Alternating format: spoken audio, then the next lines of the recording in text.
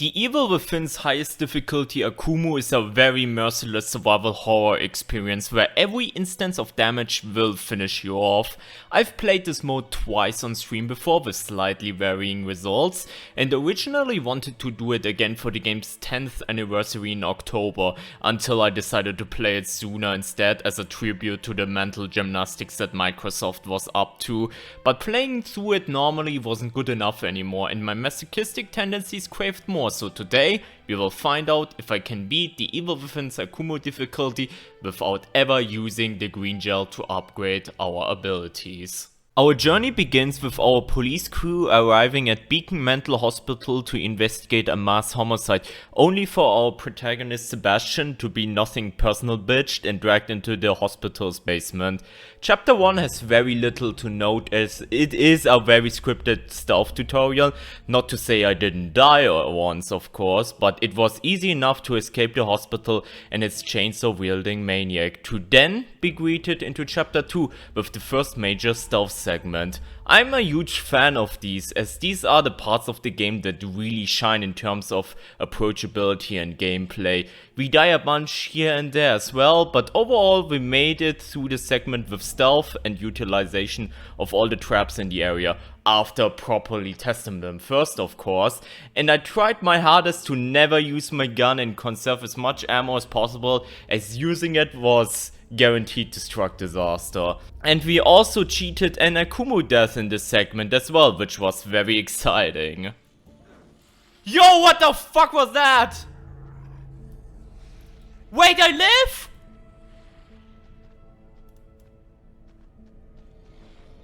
Huh?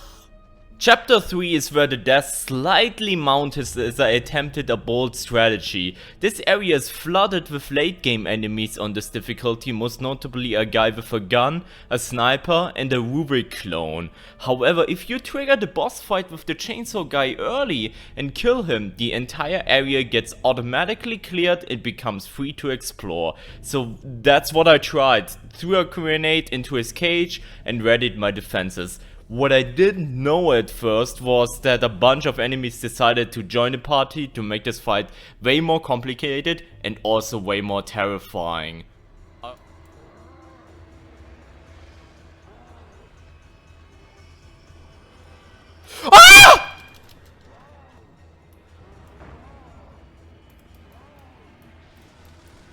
The only reason I'm living right now is because this one guy just decided to not hit me. I opted to an ingenious strat to body block the ladder with multiple lit hay bales and tried to utilize more and more traps until the sadist finally stopped moving. With that, I had free range to explore the village and leave it with both the shotgun and the agony crossbow in possession. Chapter 4 introduced the first invisible enemy that is easily disposed of with the newfound powerhouse of a weapon, and threw me into the gutter right after that is also easily disposed of with the other newfound powerhouse of a weapon. In Chapter 5 I wanted to use my stocked up handgun ammo to not waste the more valuable ammo instead, but I got owned multiple times for having the trash gun skill issue attached to me. So I wasted multiple flashballs of the agony crossbow to deal with remaining invisible enemies instead. You could argue that this is a massive waste, as these bolts can crowd control stealth kill an entire haunted population at maximum upgrade, but since the upgrade brain juice is only a collector's item display through anyways, I decided to use the bolts more liberally here. We ended up finding both the most useless companion in survival horror history and our first actually challenge room for this playthrough. This water tank segment was a very good demonstration of what pain the no upgrade version of Akumu had in store, as I really missed having the insta-kill headshot upgrade and the gun accuracy bit me in the ass again multiple times. We persevered, and after dying a bunch, sometimes more often than not because of me being greedy and dumb, we proceeded and approached the next boss fight. After testing out if the barbecue equipment was working properly, I went on a mission to cook an Onryo medium rare, which worked surprisingly well when Sebastian didn't decide to beat the meat with his feet. which he did multiple times with a torch in his hand. Don't ask me why. But eventually, after a handful of tries, the beast was properly scorched, giving us an escape out of chapter 5, and with that, out of the first third of the game. If you are somewhat familiar with the Akumu experience, you know that chapter 6 is kind of a mess. We start with this cabin holdout, and as it is tradition, we are stuck here for over an hour. It wasn't as bad as the last 2 times I played Akumu though, as there were far less insta-deaths, and over my time here I learned more and more on how to deal with the segment better. I have not really talked about the 3 inches of stamina you are given with a no upgrade Evil Within playthrough yet, because quite frankly, it hasn't come into play that much, but this segment really showcased how it has to be utilized on this difficulty. They always say it is not all about size and more on how you use it, and in the case of the stamina bar, the lesson is to never sprint, always use it to dodge attacks. To survive the upper floor of the cabin, I opted to kill both of the haunted at the start, shoot one of the approaching haunted through the window with a harpoon bolt, and loop the 2 remaining haunted in a circle until Joseph finishes the door. It is very important to note that this recipe had to be perfectly followed into the smallest detail, as accidentally killing one of the 2 enemies, which sometimes happened by accident through fire or because one of them aggroed towards Joseph and Joseph killed them, caused 10 more enemies to spawn, which was just not winnable, especially since I didn't want to waste all my resources on the first floor yet. This also means, by the way, that for some reason, if you don't send the one guy flying with the harpoon bolt and his body stayed in the cabin, or you axed him or whatever, all the other guys started spawning in as well. Honestly, I don't know how you have to be so precise with this, and needless to say, I simply died a few times because I didn't follow this exact recipe perfectly. Reaching the lower floor, with no checkpoints by the way, it was more of a traditional fight instead of the looping, as that felt very inconsistent. So after setting myself on fire a bunch, I used a ton of bolts during the encounter, and after a bunch of more struggle, we finally made it out of this hellhole of a cabin. Good.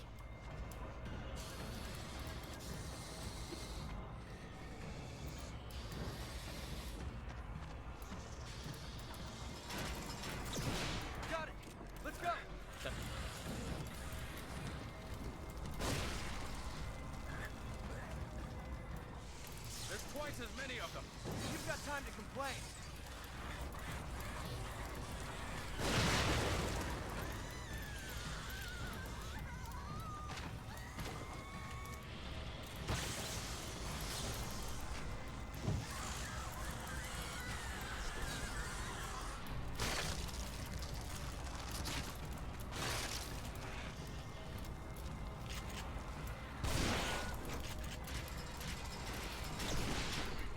Let's go. Fuck off. Fuck you all. We used a lot of bolts there in the end, but it was worth it. It was absolutely worth it. 1 hour into the stream, we finally made it. We cannot celebrate yet though, as this next segment coming up is arguably harder according to a bunch of people, as we get donated a sniper rifle and a task to take down 4 boxes raining harpoons over the entire area. To cut to the chase, besides one staircase incident, we didn't die a single time this segment, and I'm still very proud of that. The strategy was knowing that going to the left would eventually trigger the harpoon guns and a checkpoint, so I went to the right first, and after a failed stealth attempt, I cleared the entire area from a vantage point until no one was left standing, to then trigger the guns and the checkpoint, fall back to the exact same position on the right side, to then clear the new spawning wave of haunted until none of them were left standing either. This strategy was very methodical, time consuming, and burned through pretty much all my ammo at the end, but it felt the most safe, as I then were basically fighting 2 smaller hordes of the haunted with a checkpoint in between rather than a large army. Mind you, this almost backfired when I almost threw the attempt 20 minutes in and right in front of a checkpoint. Oh god. Oh my god.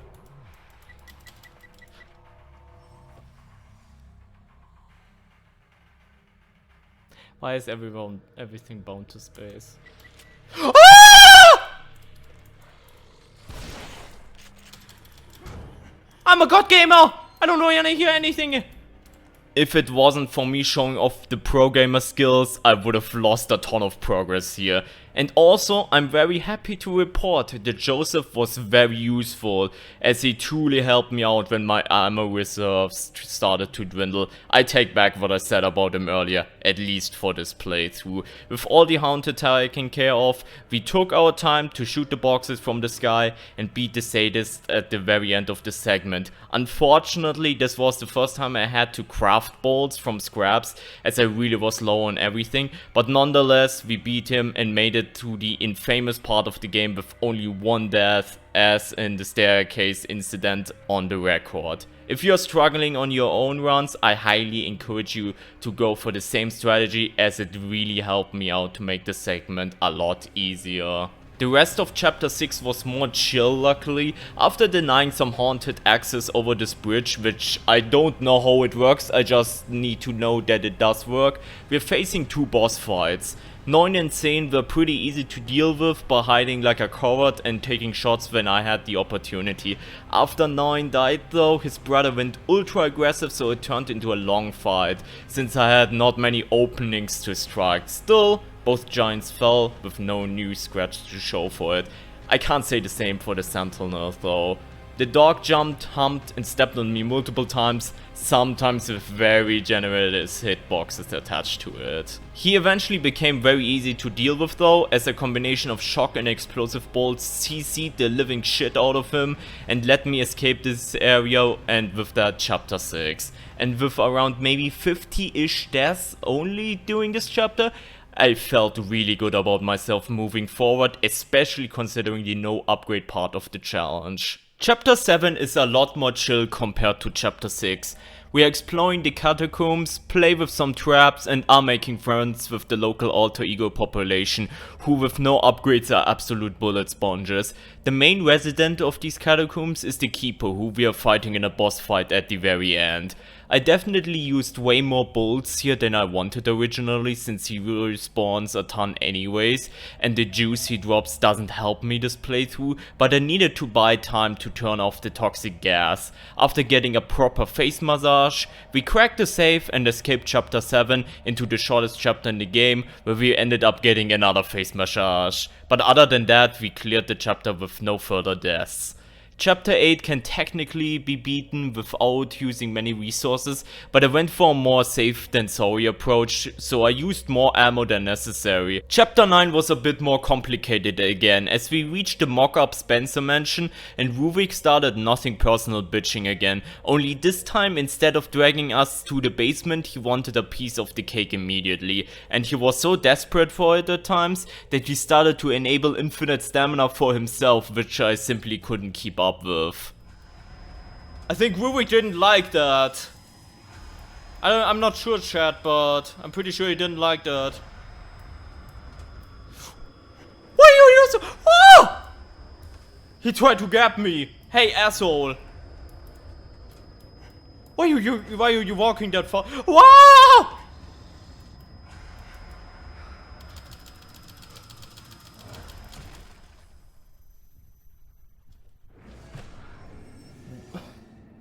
Or he chased me right into gun-wielding maniacs for them to finish the job. An excellent time. We solved the mansion puzzles, stealth and spam save as much as possible, and eventually we escaped the mansion with a very epic chase sequence. Other side, you have a shortcut over.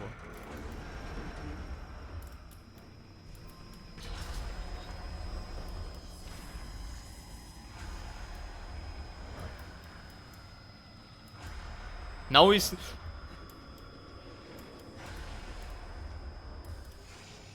Rubik, stop! I'm going, bitch! Coming up was the part I somewhat dreaded in chapter 9 for a very good reason, and that's the Sunflower Barn boss fight. Normally this fight is pretty free, but without upgrades to the pistol, to our stamina and an overall lack of matches going in to immediately set enemies on fire, this turned into a slight nightmare. In retrospective, a bunch of the deaths here were unnecessary if I just used more resources like bolts, but we got through and moved on regardless. Chapter 10 is a lot of work, and for the most part we were doing very good again. The death spinning carousel thing segment was a good example to great resource management by stealth killing as much as possible and luring the remaining enemies into the spinning blade. Then we were facing off the first traumas this playthrough, which the first we were able to distract with an electro bolt, but the room with 2 of them was more tricky. The original strat would have been to lure them to the other end of the room and create a series of electric and freeze bolts, giving you enough time to open the gate, but without upgrades the stunts would have been too short, so I ended up CCing both traumas to no end until both of them fell over. I probably could have tried a more stealthy approach and lured them into the spikes with the bottle, but oh well, at least we made it through that segment with very little deaths, so that's something to celebrate. Afterwards we faced Laura again for round 2 of the Onryo barbecue, which I also only died twice in total. I used a strat to keep one of the flames infinitely going with a harpoon bolt, which you can argue I cheesed the living hell out of that fight, but if I know of a strat like that in a challenge run like that, I'm gonna use it. The same goes for the Amalgam Alpha, which unironically is one of my favorite bosses in the entire game, as this fight supports stealth gameplay, whether it's hiding under cars and the side rooms, or by continuously popping the eye and sneaking away. I had to learn for a while that on Akumu the whole stealth under car part is very unreliable, so I died a bunch here. But I went for a strategy to continuously shoot the eye with the sniper and hide away so he never initiated combat and kept exploring. Then he would eventually pop out the eye again, and we continued to do the stealth strikes until he turns into his second form, where then we dumped multiple bolts and shots into him until he died. I probably could have sped up the fight a bunch without the stealth gameplay, but for 1, I wanted my style points, and 2, an open confrontation with my micro stamina bar didn't seem like a great idea. Eventually, the Amalgam stopped his rampage, with which we were allowed to take the elevator ride out of chapter 10 and to the last third of the game. And to start off the last third of the game can be quite a bit of pain. We start with a Crimson City tour where the locusts make use of the second amendment right more than ever, which guns in a one-shot difficulty is not really nice, especially now if it's every second enemy at least.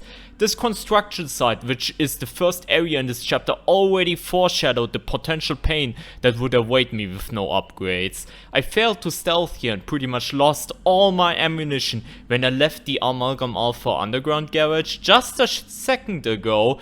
All my guns from the handgun to shotgun to sniper rifle were completely full, at least what was possible without upgrades. Luckily you get the Magnum in this chapter to trivialize some encounters, but it doesn't change the fact that with how fast I lost ammo in seemingly easy combat encounters due to low damage or bad accuracy, that this scared me. This is the point of the video, by the way, where I finally mention that the locker keys that you gain hardcore carried this challenge. The amount of extra ammo you get from these lockers is life-saving and helped me to never get softlock, even though sometimes during the playthrough it was very close. A hotspot where I used a bunch of the locker stuff is this garage door gauntlet, which I managed to clear on my first try, funnily enough. This is an infamous Akumu hotspot, but with my knowledge on how to handle it and the correct tools in hand, most notably a bunch of crossbow bolts, we beat it without issue.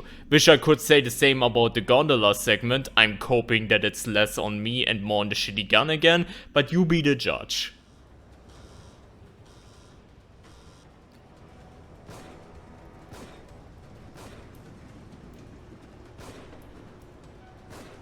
My gun is so...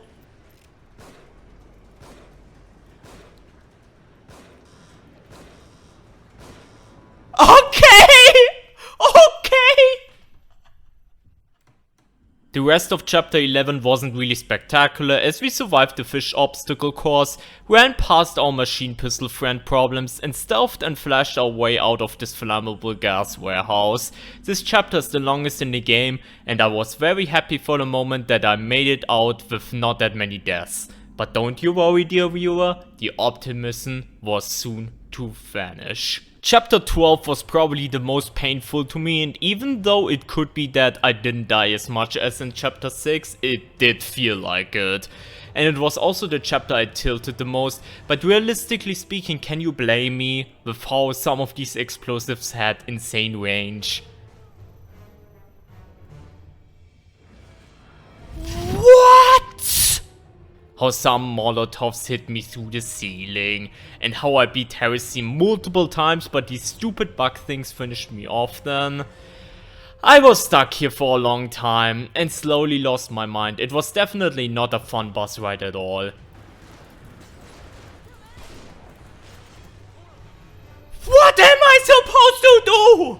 Eventually we made it to this hideaway ambulance segment, where we were finally able to utilize the environment and stealth a little bit, which was completely necessary as the spider pretty much forced me out of scrap parts, which was a true emergency. Once the machine gun maniac appeared, I sniped him, flashed all enemies and ran away like a true hero. After how the previous segment scarred me, I wanted to get out of chapter 12 as soon as possible, and luckily you can skip the turret segment like this.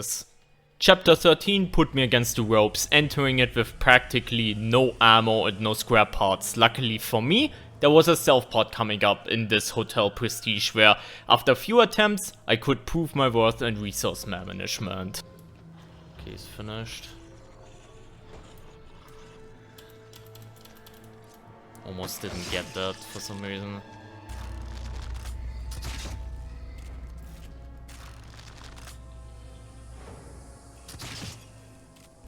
Throw that like right there.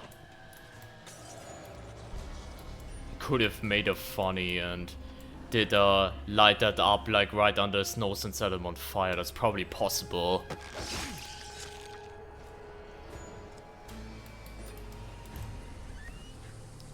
Let's try that again.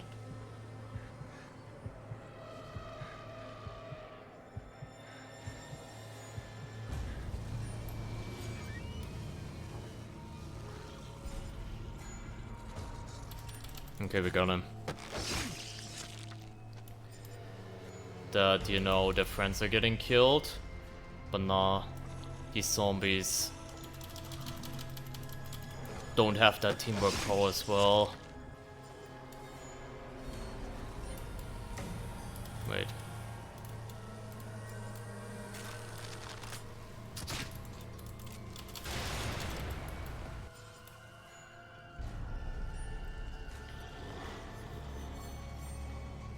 Yep.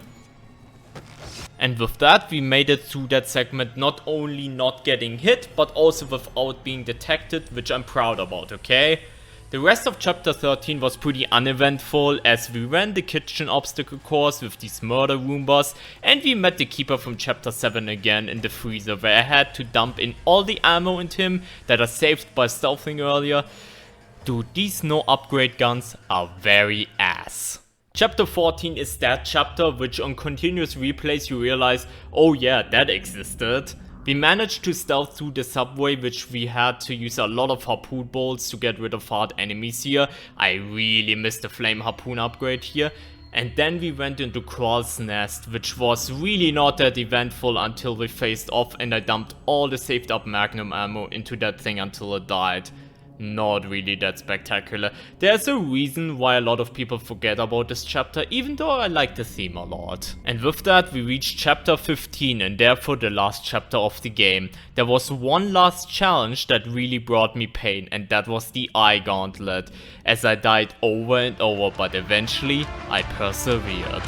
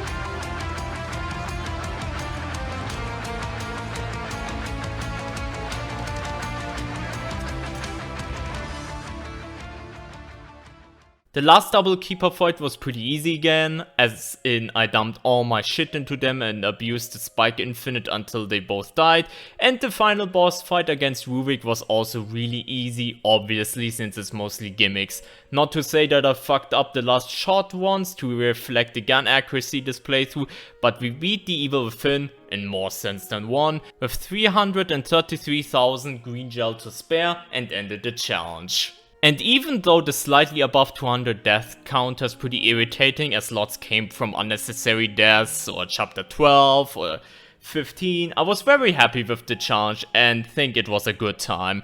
Yes, some segments were tilting without some of the what I previously thought crucial upgrades, but some of the other segments felt very good to beat when put against the ropes and made the part of the Evil Within shine that I really love, being methodical and good resource management. Thank you so much for watching. I wish this video came out with a more happy note, but unfortunately this series hits the bucket for whatever the fuck Microsoft is up to. If you enjoyed this challenge, please make sure to drop a like and subscribe for more videos like this in the future, and other than that, have a great rest of your day and take care everyone. Bye bye.